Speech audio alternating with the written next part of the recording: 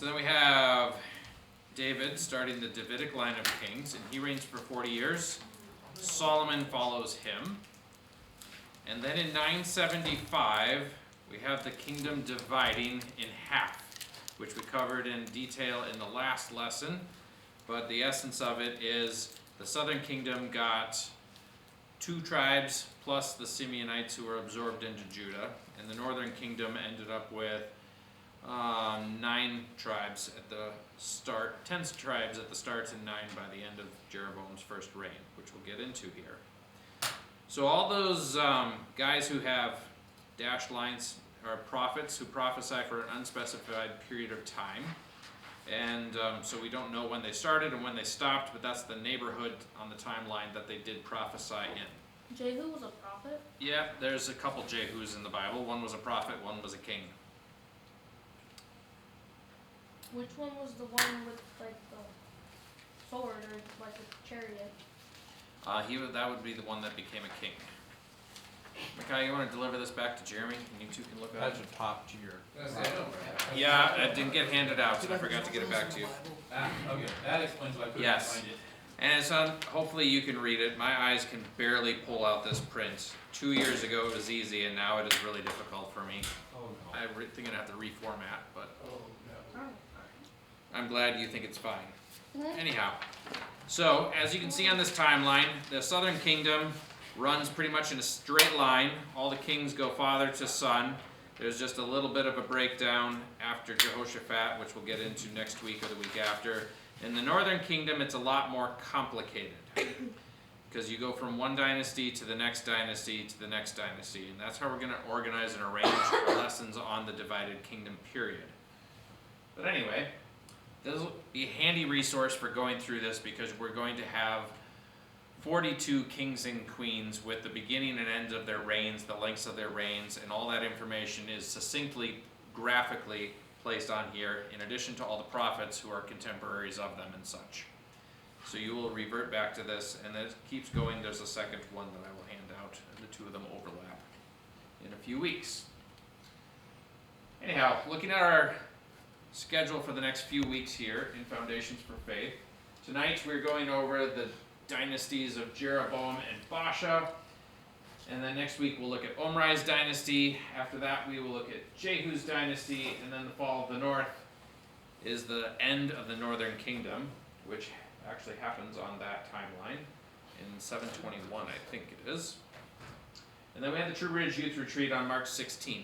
One thing we need to sort out is if people are available for class on March 23rd. That's the last Sunday of spring break. And so if you're back in town and going to be here, we may as well have class. And if you're not going to be in town and not going to be here, then we will not have class. So if you can find out from your families and your calendars if we can and should have class or not, then that will help me organize our final lessons of the year.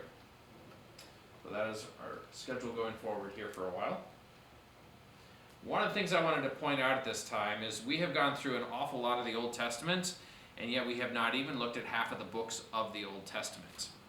So in this chart here, which just lists the books in order from left to right and top to bottom, the black ones are books that we haven't finished. Most of them we actually haven't even touched. And that's more books than we have actually looked at. And there are some extraordinarily long books that we have yet to even touch. The book of Isaiah has 66 chapters. It's the second longest book of the Old Testament. And those are longer chapters than the book of Psalms are. So there is a lot of material left. However, this portion of the Old Testament is the least known portion of the entire Bible by American Christians in my observations. You reference something from here, most average people will never have a clue of what you were talking about, have never heard it, and are not likely to come across it in a church service, in a Bible study, or most other places. That means you're about to become above average right? Yep. So this is a point of learning something that you actually have few other opportunities to learn, because most opportunities to learn things in the scriptures are not going to land in this section particularly well. In some ways, it's going to feel like we're doing a deep dive and oh my gosh, why do we have to learn all this? And in other ways, it's like that's a whole pile of books that we haven't touched and we're not going to touch all of them very deeply. And we'll be more advanced if we learn them. And yes, so moving into Jeroboam's dynasty. Now Jeroboam, if you remember, was the king who got the northern kingdom. After Solomon's reign ends, Rehoboam takes the south, Jeroboam takes the north. They sound the same, it's easy to confuse them. Say what? No, like they sound the same. Yep, so Jeroboam starts with a J, he's first and he's in the north. Rehoboam starts with an R, the letter R comes later in the alphabet, it comes second in the south. Ariana, it's only gonna get worse, okay? It does get It worse. gets so much worse. There's kings with two names that almost sound identical. Oh, there's another king with two names that sound almost identical to the first king's first two names. Let's not confuse them right now, we'll introduce that later. It'll get easier. Next fall, the New Testament gets easier. Yeah. Alright, so Jeroboam sets up his capital city at a place called Tirzah in Ephraim. And that is the capital city for the first while of the northern kingdom. It moves later. So you want to note that capital city, Tirzah. Jeroboam is able to reign for 22 years. This is on the timeline, so you decide what you think is an important note or not. Starts in 975 and ends in 954. Nadab, his son, follows in the dynasty, and is the end of the dynasty. He only reigns for 2 years. And then that is the end of that.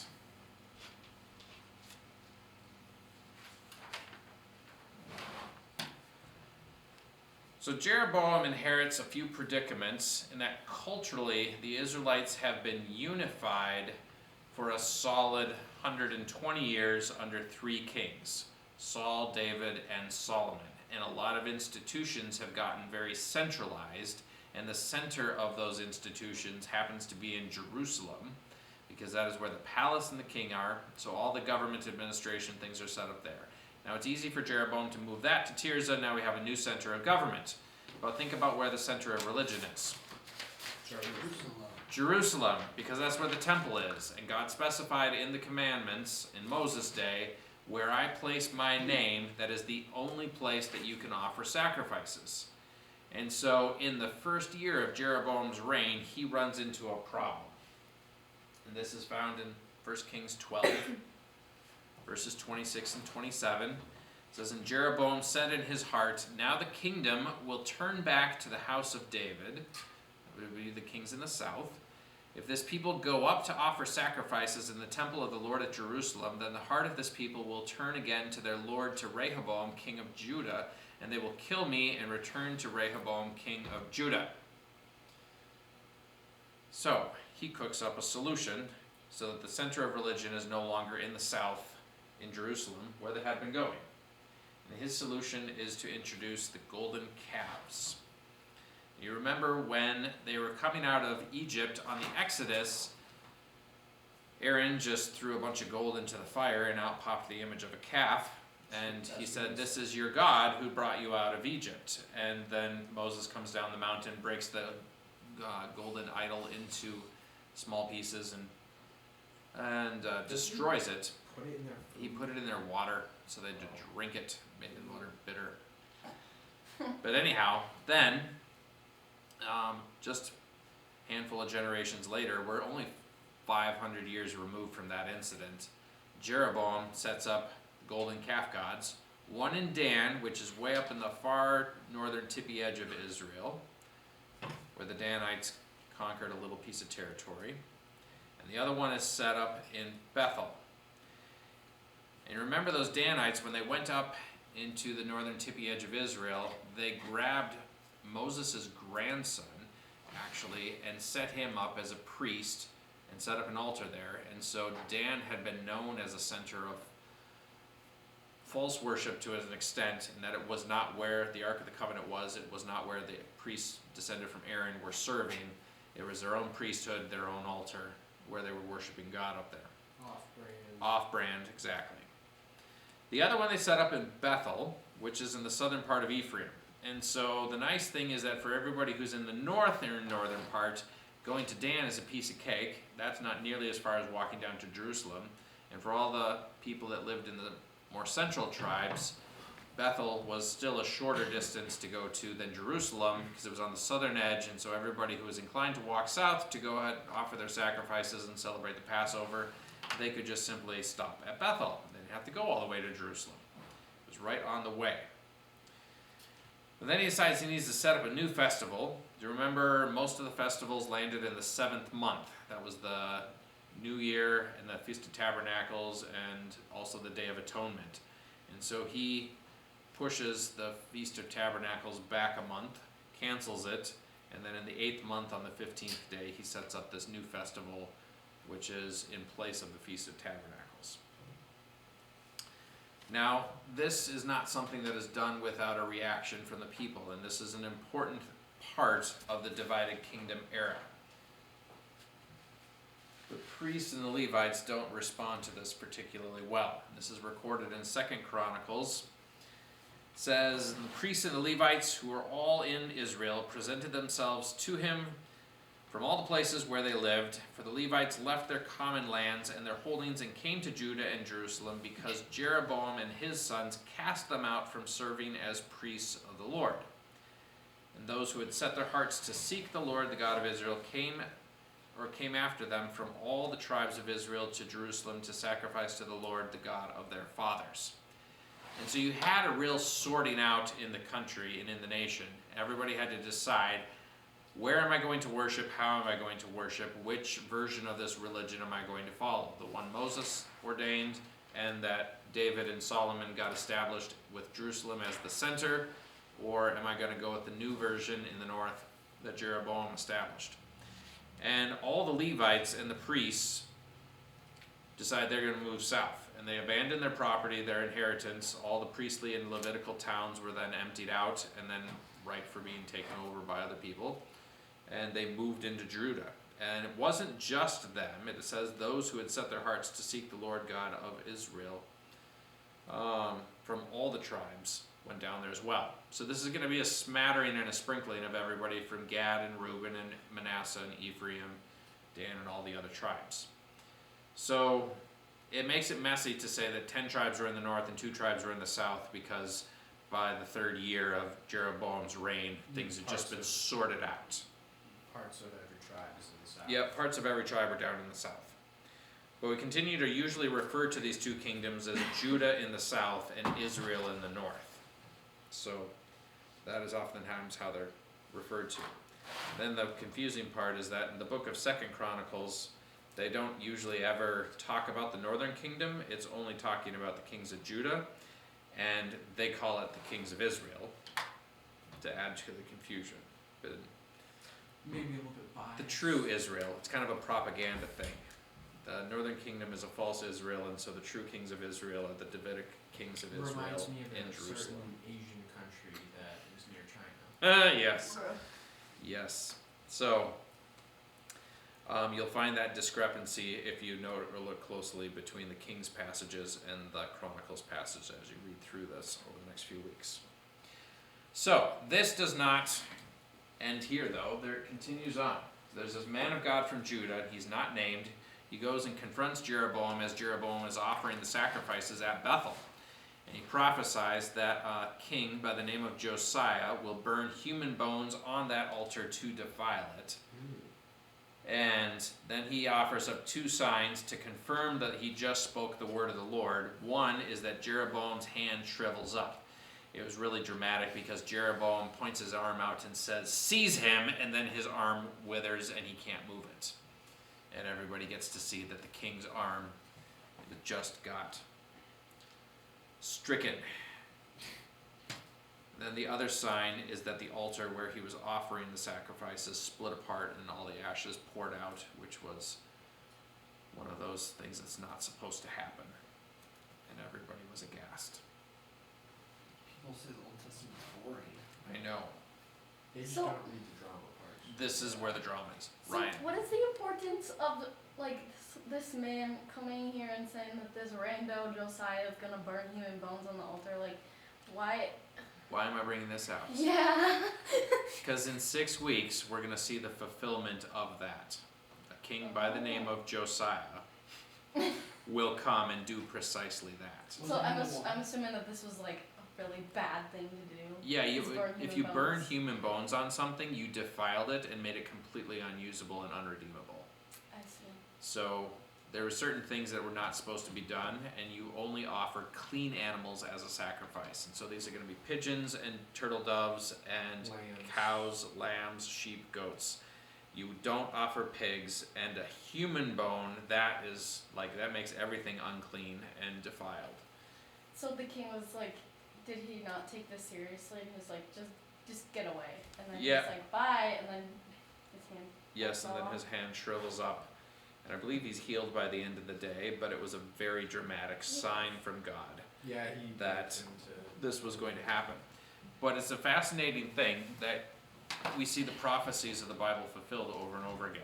And these types of things were recorded by the prophets of this guy's day, and then they get fulfilled 300 years later and are recorded by those prophets, and then it's all summarized by the author who compiled this book. Is that the 6-year-old Josiah? 8-year-old Josiah. 8-year-old Josiah. Yeah, Is he was. is that why he decided to do that? Because he was a mature little baby? No, you'll find out. What? Didn't the man of God? You can either look ahead if you want to get to the end of the story, or you can just wait a few weeks. It I will see. come. Yeah, there's more to this story. There's more drama I can't get into. So, moving on with Jeroboam, his son ends up getting sick, and Jeroboam sends his wife in disguise to the prophet who said he'd become king over the northern kingdom of Israel, Ahijah the Shilonite. And this guy prophesies to Jeroboam's wife that everybody in his house would be utterly destroyed. If they die in the field, they'll be eaten by the birds. If they die in the city, they'll be eaten by the dogs. And not a single descendant of Jeroboam will survive. And the only reason why this son got sick is because he's the only son of Jeroboam in whom God found anything good, and he decided he's going to have an honorable burial and no one else will. And so he gets sick and dies the moment his wife gets back, and then he's able to be buried in an honorable way, whereas everybody else in Jeroboam's household gets No burial. no burial. They're just eaten by the animals, which was a culturally very hideous way to, have your body treated after Well, death. What about like? Never mind. They probably didn't know that was a thing back then. Because What? technically, your body gets like eaten by worms and stuff. Sure, but they would typically bury it in the ground or in a tomb cut out of stone somewhere. So they didn't. There was a consider that proper being way eaten. of burying things. So every culture has their proper way of dealing with a dead body, and leaving it out to lie in the field so that birds could eat it is essentially a cursed person who is despised by those who knew them when they died. Yeah, We're not going to treat them or their body with any respect. Yeah, there's no effort to remember them. Like if you Yep. bury them in a tomb, there's still some of those to these days where we can Yeah. go and see them. But Yep. Very yeah, if you're thrown in a field, that's just shown that you're viewed as literal roadkill. Roadkill, that's a good way to put it. You're only good for against the ground. Yeah. Alright, so Jeroboam's son Nadab ends up ascending the throne, and this is a short-lived reign. He ascends the throne 2 to 3 years after Jeroboam suffers a huge defeat to Judah. We're going to have to come back to that. But he continues this golden calf worship, and that is referred to as the sins of Jeroboam, son of Nebat, which you've seen a few times, and that's going to be a recurring refrain that you will find. The sins of Jeroboam, son of Nebat, is this golden calf worship that was introduced, and that was a sinful practice that the northern kingdom was led astray on. So Nadab doesn't do anything noteworthy other than get assassinated, and he gets assassinated by Baasha, who we'll come back to. And this was while the city of Gibbethon was being besieged down in the land of the Philistines. So the northern kingdom of Israel were the imperial masters of the Philistines in this day, not Judah. What does besieging mean? They lay siege to a city. So when you try to conquer a city, if it's a walled city, all the people will run in from the fields and they'll go inside the walled city and stand on the walls to defend their city. And so then an army that's attacking it will lay siege to it, which means they'll surround it so they can't get any water, food, or any trade coming in and out. And then you wait them out for 9 months, 12 months, and you're trying to starve them to death, essentially. I see. You're waiting for them to run out of food. Yep. So did someone like just run out of the Philistines and kill them? That's what I was just about to say. Like, why? No, Baasha was. Baasha is the one who kills. He was one Nadab. of his own men. Yep. Oh. One of, Whoa! Plot twist. What's going on? yeah, guys? Baasha is one of the generals, and he assassinates Nadab, the king, and then becomes king himself. And we'll come back to that in about 5 minutes. Ooh, okay, So okay. was this a heroic thing or a bad thing? Because I remember a lot of the kings were awful.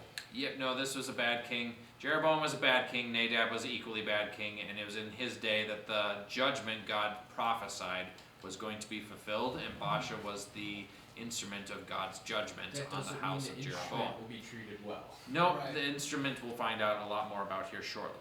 Right. But now, as you've noticed in your readings with the Kings and the Chronicles, is it's always jumping from one kingdom to the next kingdom and back and forth. And so that's what we have to do here to keep up with this, because we have parallel histories going on. And they relate to each other a lot, but we gotta go jumping down to the south. So, southern kingdom of Judah, capital city is Jerusalem. It always stays as Jerusalem. First king is Rehoboam. He only reigned 17 years. He was 41 years old when he became king. Oh, he was 41 and he made such a dumb mistake. Yeah, always I imagine know. him as like a 20-year-old. It's like the boys of his youth. It's Yeah. like a whole bunch of 20-year-olds telling him, "Oh, do this," and like the frontal lobes aren't fully developed. He's 40 years old. Yes, so the thing about this is that he was born the last year of David's life and reign. Oh. And so Solomon had already gotten married to his mother and had a son by her. And so David has already seen his grandson who will assume the throne after Solomon. So he really knows he has a dynasty. Yeah, he really knows he's got a dynasty and a house that's established. And he saw Rehoboam. And the other king that we'll talk about at this juncture is Abijah. He only reigns for 3 years. Son of Rehoboam. Shorter. He was the son of Rehoboam. So going into Rehoboam's reign, now of course he's on the southern end of things, and so he's on the receiving end of all these Israelites that are coming down from the north, all the priests and all the Levites, and so there's a big resettlement going on. And But unfortunately, he quickly walks away from following God, and they start worshiping false gods. So they start setting up Asherah poles, and they start having male shrine prostitutes, and yep. yeah. So What did you just say? there's A Yeah, male shrine shrine prostitute. What is that? So What is? pagan worship is pretty awful in that you have these men and women who are the priests and priestesses, but really they're just simply prostitutes, and the way you worship your god is to have sexual relations in a prostituting way with these people. And so the male shrine prostitutes are on the receiving end of an awful practice that is unspeakable. We don't have anything like it in the world today that I am aware of at the top of my head, but yeah. So how do you just go from this holy king to this? And Guys, no Well, wonder remember Jesus Solomon came. had walked away from God. And so if you walked away from God and your wives have brought all this stuff in, then you're pretty lax in enforcing things. right, yeah, because it And then starts your with son- simple doubt Yep. from David, and then it goes to Solomon downright abandoning God, and then it goes to this within like 3 dynasties. Right, so, and I'll lay this out a little further here. An Asherah pole is, Ashtarti was a fertility deity, and they would worship this one so that they would have a good harvest in the fall. And so the idea is this is the god of the harvest, but a fertility deity ends up being a rather obscene thing because human fertility and field fertility were very closely associated in the ancient world. And so the way they would worship Asherah is by setting up these poles, which was just simply a male sex organ sticking up out of the ground, carved out of wood, and that was their object of worship. And they're all over the land. And so, I mean, this is not G Bible stuff going on here. No wonder the flannel graph doesn't have one of those. Yes, the flannel graph does not have an Asherah pole. There's a reason for that. Man, I thought we were bad as Christians nowadays in getting You Luke thought we were the bad No, these guys don't have a solid leader for 5 years and they turn to this. Yes, it only takes a little while. That is This crazy. is why Jesus came, guys. This is Yes, the this is reason. why Jesus came. Very right. Yeah, now I don't think the world's question gotten the worse. Bible. I don't think the world's gotten worse. I just think we were very shielded from what it used to be. No one reads this. Or you read it and you haven't a clue what it actually Yeah. means. Yeah, we're How did taught you find pagan out is that bad, that's but what we're that not meant? taught what pagan is. Pagan is terrible. Like, Yeah. it violates people's boundaries, it violates their dignity, it does things that are sinful and just detestable, and it just goes from Nasty. bad to There's worse. a whole Nasty. spot on top of that. Yeah, people Yeah. who feel bad for them getting obliterated. How do should they not double feel check em- their books. How do they not feel embarrassed worshiping something like that? Like, Right. I mean, So- I guess that like that's what they're used to and Mhm. stuff. But I don't know. I would not be able to bring myself to be able to do that. Yeah, it's one of those things that just in your gut, you're like, this is just wrong. And this is what the Canaanites practiced, the people that were exterminated by the Israelites. But the Israelites didn't quite get all of them dealt with and picked up a lot of their practices, and there was a continual stumbling block for them. So this is why they absolutely obliterated these villages before taking them over. Yeah, 'Cause they were and doing they stuff like burned this. everything down because you just got to get rid of what's there. Now I This see is what why they're doing.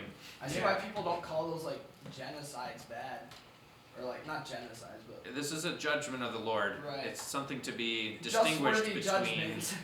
a genocide because Jerusalem God is can take just. that over. Yep.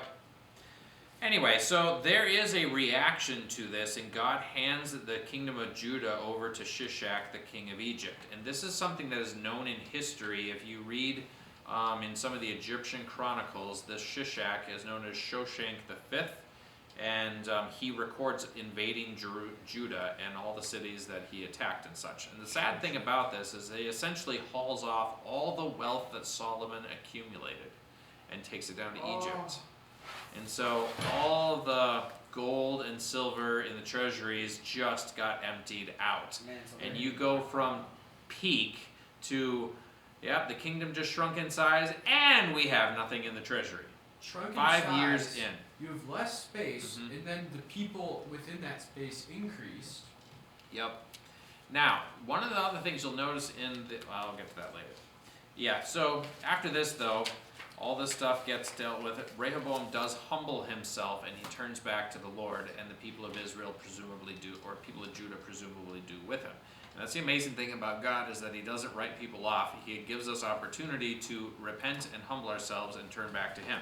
And Rehoboam does this as recorded in the book of the Chronicles. It wasn't recorded in the Kings.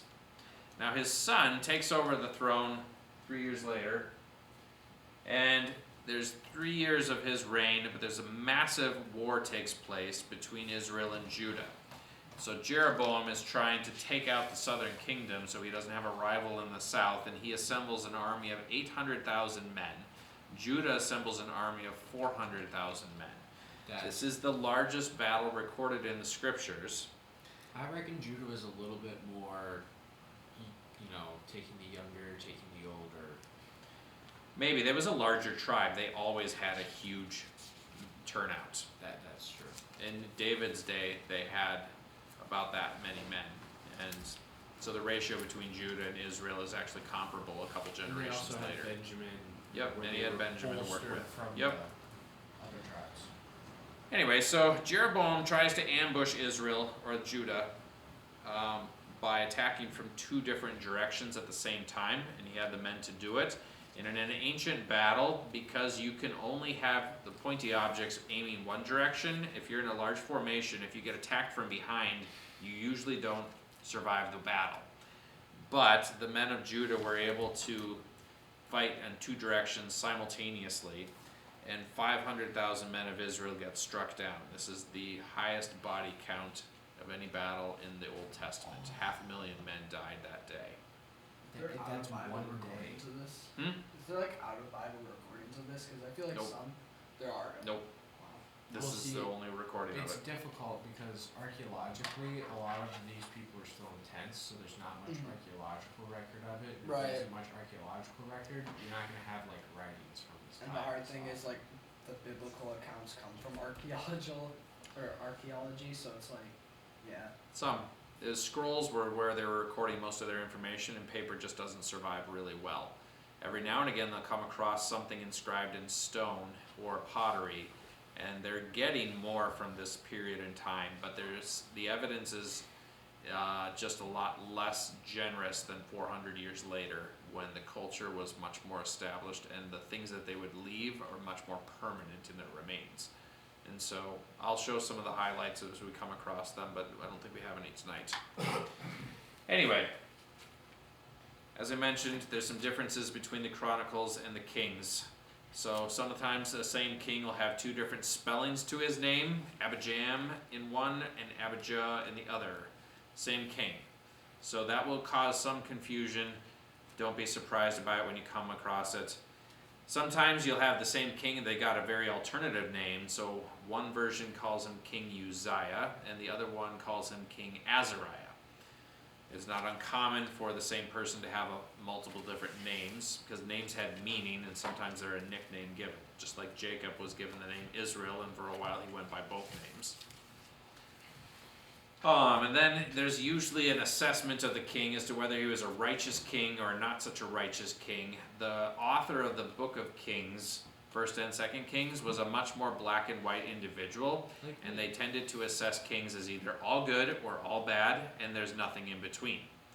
Whoever wrote the Book of Chronicles was much more nuanced in their assessments, and he would pick out that for the first several years they were a bad king, but then they turned and then they were a better king at least. And so if you put the two pictures together, you can kind of get an idea of how good, how bad, how well are they devoted to the ways of God or not.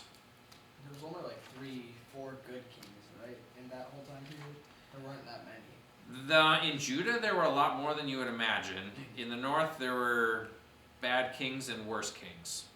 Yeah, pretty much. Pretty much. They're, like, because the bad kings, there's only like good bad kings, were the kings who ruined it all and turned back last second. So they didn't even do anything good other than fixing their own mistakes. Sometimes. Ryan, you're in for a lot of drama. Yeah. You're gonna have fun with this one. So this handout gives you the succinct genealogy of the dynasty, if you can hand that back to Jeremy, for Jeroboam's dynasty. And we're going to start, I don't know if we'll finish, but we're going to go into Baasha's dynasty next. Did Baasha have a kid, or was his dynasty? Elah.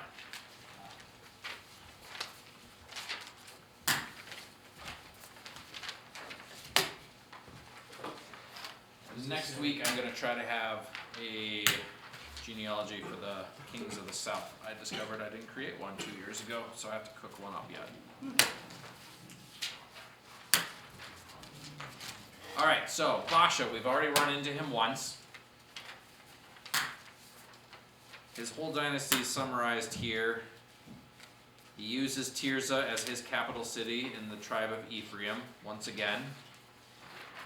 He reigns for 24 years, his son reigns for 2 years, and that is the end of the dynasty right there.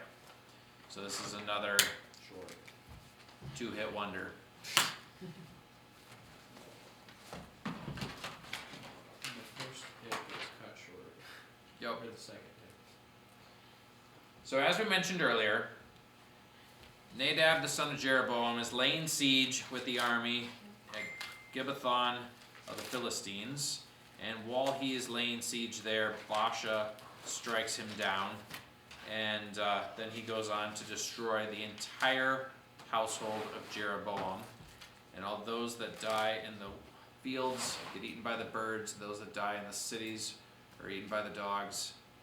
And this fulfills the word of the Lord given by Ahijah of Shiloh the prophet, as was spoken to Jeroboam's wife. Now Baasha has a chance to change things up and do things differently. He doesn't. He continues in the sins of Jeroboam.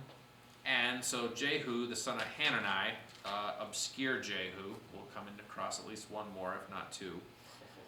In 1 Kings 16:4, he comes to Baasha and prophesies, anyone belonging to Baasha who dies in the city, the dogs shall eat, and any one of his who dies in the field, the birds of the heavens shall eat. So God found no one decent in Baasha's household to die of sickness. Yep. So, Baasha gets the same judgment issued to him. We don't learn a whole lot about his reign, although, yeah, we'll see how he interacts with Asa a little bit later. But his son takes over the throne after him, and he reigns just long enough to get assassinated. And this was another one of those dramatic things. Elah is drunk in Tirzah. He's not at his home, though. He's at the home of Arza, who's the palace administrator. And a guy by the name of Zimri comes and strikes him down. Maybe a conspiracy there. Yep, maybe a bit of a conspiracy there. And then everything goes really chaotic. So Zimri reigns for a full 7 days. He strikes down. That is the longest Yep. reign. Just wait, Ryan. Nope, Entire- It's the shortest reign of all of them, Does all he the do 42 kings. anything? No, I can't Yes, say he this. kills off every male in Baasha's house. So He does that in 7 In days? 7 days, he kills off every single male descendant of Baasha, friend and relative as well. So he completely annihilates Baasha and anybody closely associated with him. He's reigning in Tirzah for 7 days. It says that he continues in the ways of Jeroboam, but I have no idea how you You visit.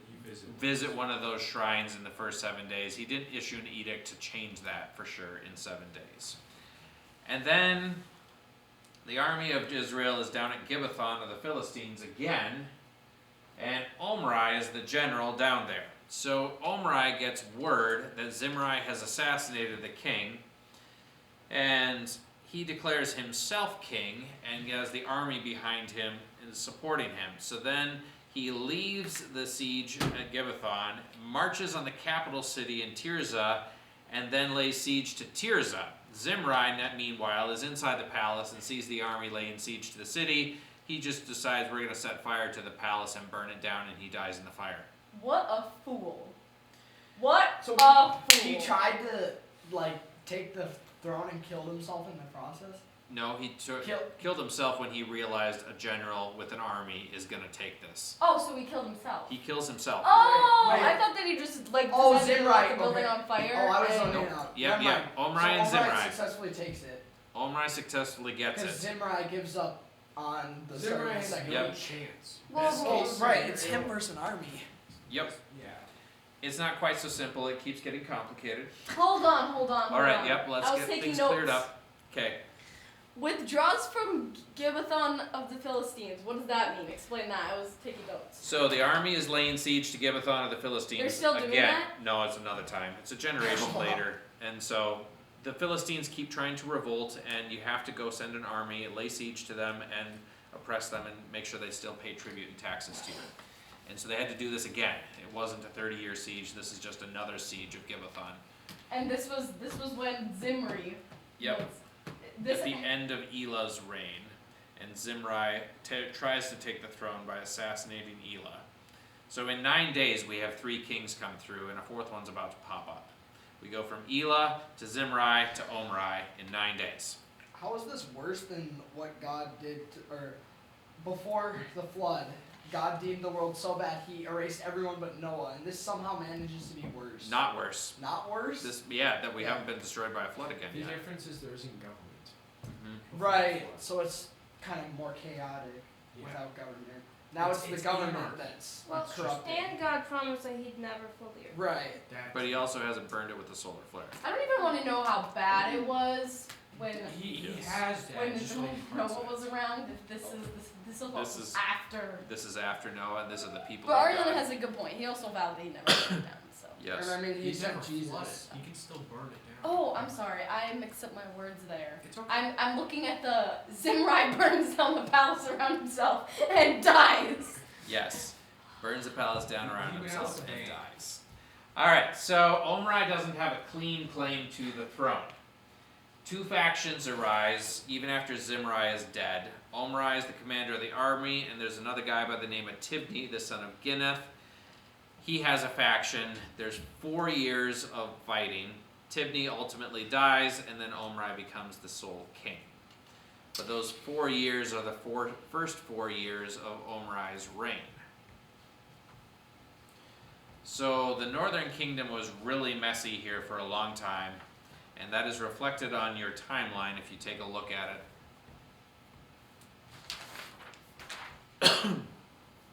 Just king after king after king after king. Yep. Okay, so it goes. So after Zimri, it goes to Tibni and Omri. Simultaneously. How does that work? They're They- both fighting.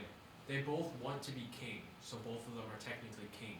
But they're fighting each other for kingship. Just because they want to be king, that makes them king? What kind of world are... They want to be That's a king. common thing in the ancient world. They want to be king, Well, they're all and powerful enough before. people are It's willing not like to they're a say, random I want you to person. be king. If you have an Yeah. army behind you, you have a viable claim to the throne. Yeah, like There was one year in the history of the Roman Empire where 4 different men were claiming to be Caesar and laid claim to the entirety of the empire, but none of the 4 of them had claimed or had the entire empire. They were all fighting each other. It was a 4-way Okay. army fight. So it's messy. So this Omri dude, Omri. I don't know how to pronounce it. So he was. So the reason that that guy burned himself was because he was the commander of the army and he realized, oh, they're gonna take over. Yep. But- He but committed at this- suicide. But they were like on the same side. Same kingdom, rival factions. basically, if he had an army, it would have been a civil war then. So it was like the Republicans and the Democrats on an extreme side. Yeah. It's just winner takes all, loser all dies. Instead of fighting with words, they're fighting with fire. Swords.